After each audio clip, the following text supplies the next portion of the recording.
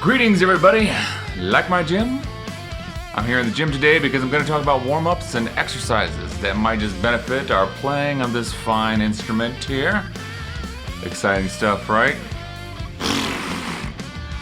Alas, necessary evil, people, necessary evil. But I promise it won't all be boring, and you will not lose your soul, your way, or your mojo. These are just going to be tools to develop the strength and stamina you'll need to have on hand while swimming in that sea of your mojo. So let's start off with some chromatics. I'm sure a lot of you, and if not most of you, are familiar with these. They can be found several places here online, as well as in these things we called books and magazines. It's what we used before the internet took over and brought me right into your living room. Anyway, I got these exercises from Steve Vai and Joe Satriani, Paul Gillert and others, and they were published in various magazines, you know, Guitar World, Guitar for the Practicing Musician, and Guitar Player, etc. So here we go. Just your basic ascending, descending chromatic exercise, 4 fingers.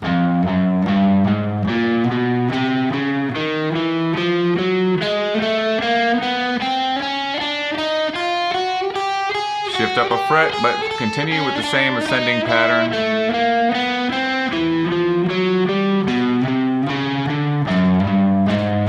Let's turn on the metronome here. So what I like to do is vary that up by doing it once like that and then going back to the fret I started on and doing this variation where you alter the fingerings. So the first string, or the low E, you would start 1, 2, 3, 4. Next you would go 2, 3, 4, 1. On the D it's 3, 4, 1, 2. G, 4, 1, 2, 3. Repeats, 1, 2, 3, 4, 1. Now here we're going to shift up so that we're in second position where our first finger is on the second fret. But we just came from 2, 3, 4, 1. So now we're going to go 3, 4, 1, 2, 4, 1, 2, 3. 1, 2, 3, 4, so on. So if we did eighth notes, it would be straight.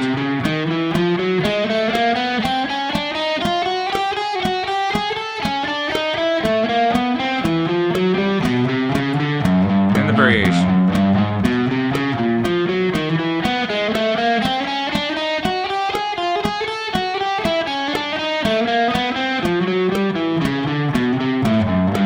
If you can do 16ths, great.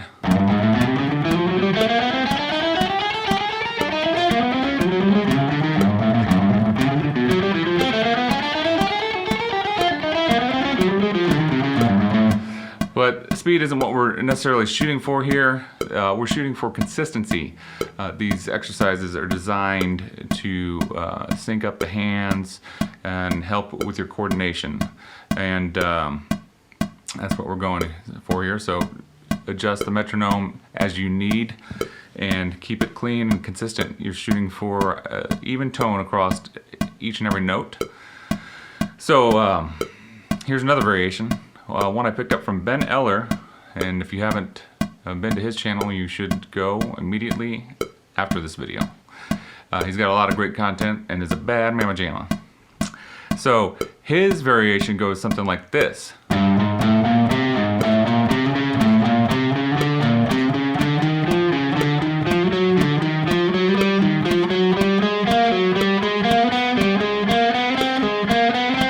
So the thought process here is similar to the first variation, but we're only going to go to the next highest string 1 finger at a time. So you got 1, 2, 3, 4 here on the bottom string, or the low E.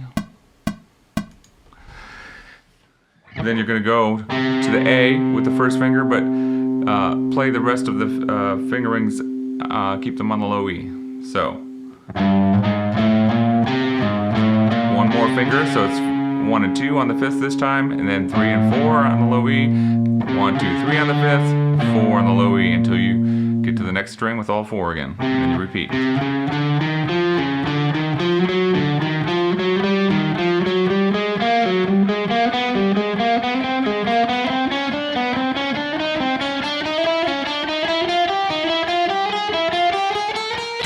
Shifting up. Now we are going to reverse this finger order in this pattern. We're going to go 4, 3, 2, 1, and then we're going to, same concept, just the other way. 4th finger descends first to the next lower string, keeping the 3, the string you came from. Add another finger, and another. Start over.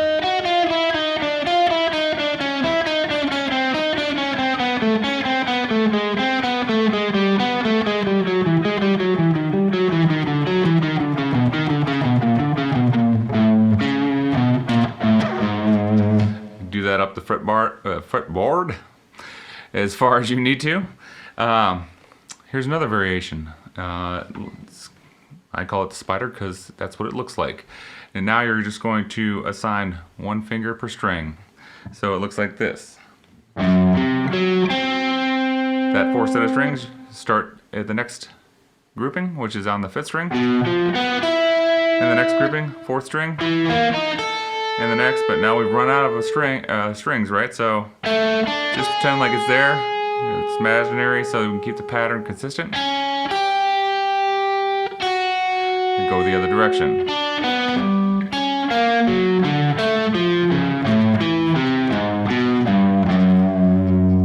So the first variation is this again.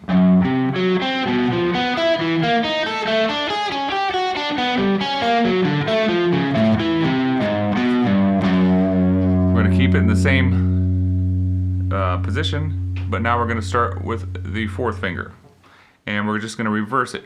This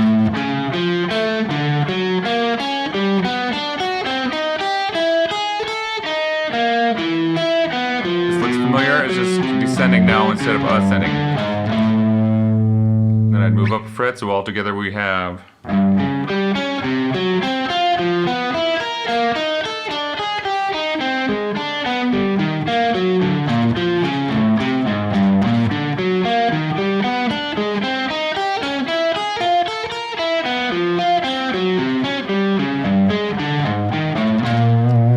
Probably can't see, but I don't have a metronome going, but I still had my foot tapping. So always have something going, ingraining that time, sense of rhythm. Just because you're playing lead doesn't mean that you're not responsible for being rhythmic. So one more variation, and this includes chords. Not very musical. The first one anyway. Just 1, 2, 3, 4. So instead of playing them individually, play them all at the same time. We're going to turn it around so your hand gets this movement going here. So first finger on the 4th, second finger on the 3rd, third finger on the 2nd, 4th finger on the 1st, and then switch that. And this is actually a major 7 chord on the top 4 strings, so for what that's worth. And then simply doing this up and down the fretboard, and any grouping of the 4 strings. You know, the low 4. Not very musical at all, but it does help work the middle part of the hand, get that loosened up. Or you could just massage it like this, and that helps too. So those are the chromatic exercises. They aren't exactly musical, but they're good for developing coordination and synchronization between the hands, like I mentioned. I wouldn't suggest spending too much time on them, but because, you know, let's face it, they're just not that fun. But like I said, they serve a purpose. I like to use them before gigs. Remember those? Or before getting into the stuff I really want to work on, just to warm up. The next step might be just to create exercises out of something more musical. Take the pentatonic scale, for instance. Say you have any pattern, you know.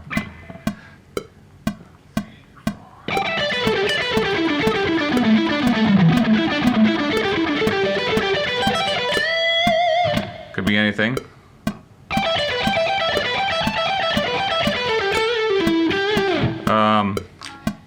Here's a lick of mine. You know, take your own licks that I'm working on for a solo.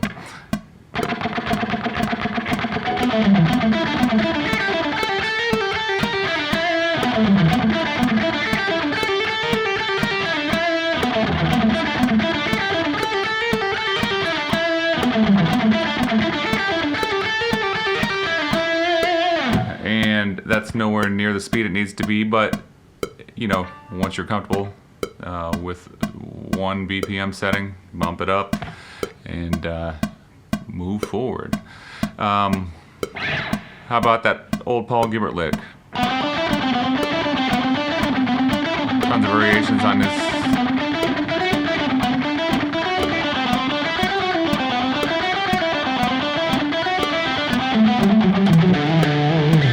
Whatever you want to do, create your own lick, etude, riff, make an exercise, and at least that way it's more musical and therefore more enjoyable. And you know, once you conquer one particular thing you're working on, switch it up, add something to it, be creative with it. What if you took that PG lick and tried to go between 16th notes and sextuplets? So might be something like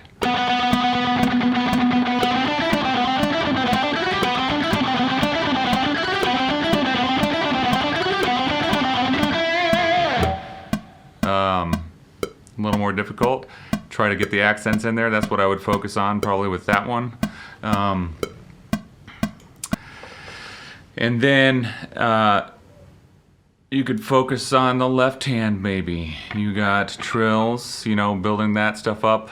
I would go through every combination of fingerings I could think of and on different areas of the fretboard and different strings, because obviously the thicker strings are going to be more difficult. And it's like lifting weights for your fingers. So maybe I start off with first and second finger trill and move to the first and third. Trying to get it nice and even, get those notes to sound clearly, and see how long you can do that. Maybe set a goal for yourself, 30 seconds each. So I've gone through every combination with the first finger there, so maybe I'd go through every combination with the second. Which there are only 2, right?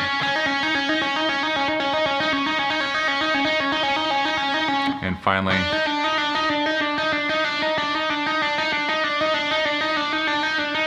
see how long you can do that one.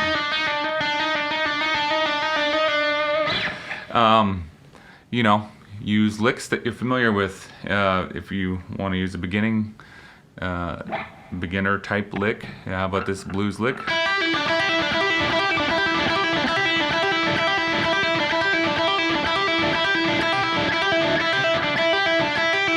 I'm talking legato here.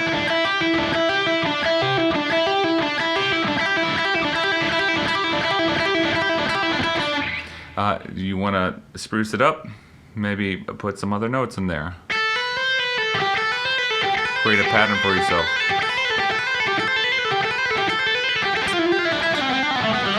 Whatever it is. But make it an exercise out of it and make sure you play it cleanly and slow and even.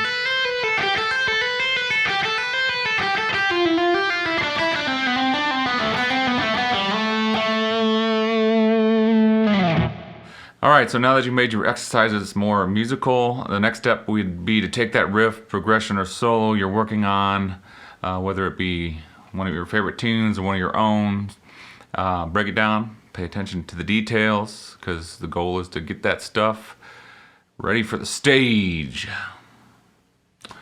or at least being able to rock out for your pet.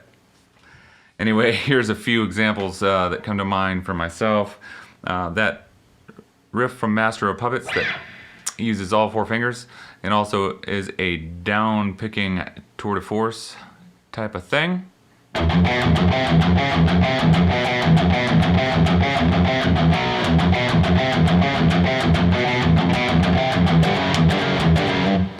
And we all know that for that to be as heavy as possible, you down pick all those notes. But I had a thought, and that was, what if I try to do that with all upstrokes?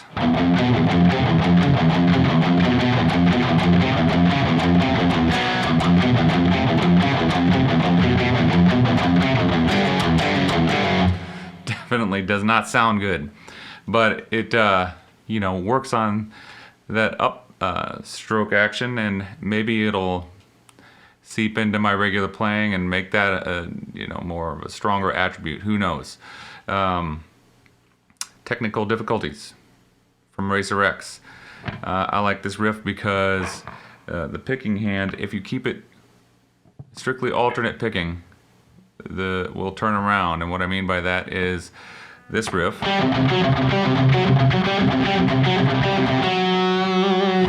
If you start on a downstroke and keep it all alternate, you got down on the D, up, down on the A, and then when you go back to the D, it's an up. And now down, up, and back to the D with the down. And it sort of repeats. So just another way to practice that synchronization and alternate picking.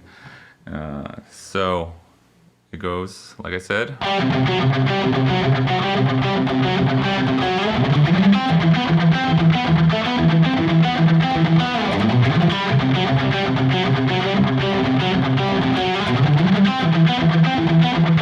This is a good one too because it inserts those sextuplets within the 16th note rhythm.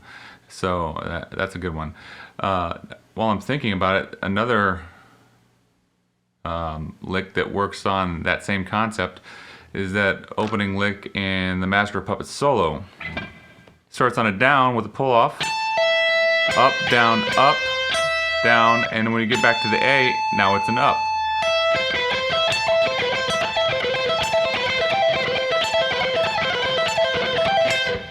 So that would be a good one to practice for that alternate picking stuff, except the difference being this lick has a pull off in it, but it achieves the same result.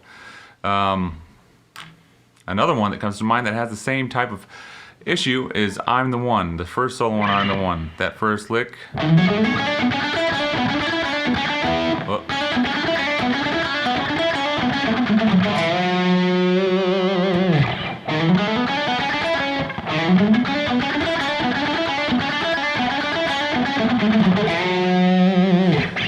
When it gets to the top there, it has this repeating lick.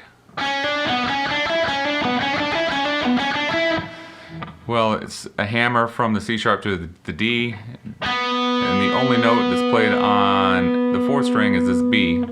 So if you start with a downstroke after the hammer, you get an upstroke on the B, then because there's an odd number of notes on the G string after that, the next time you get to the hammer, it would be an up, which makes the B note the second time around a downstroke. So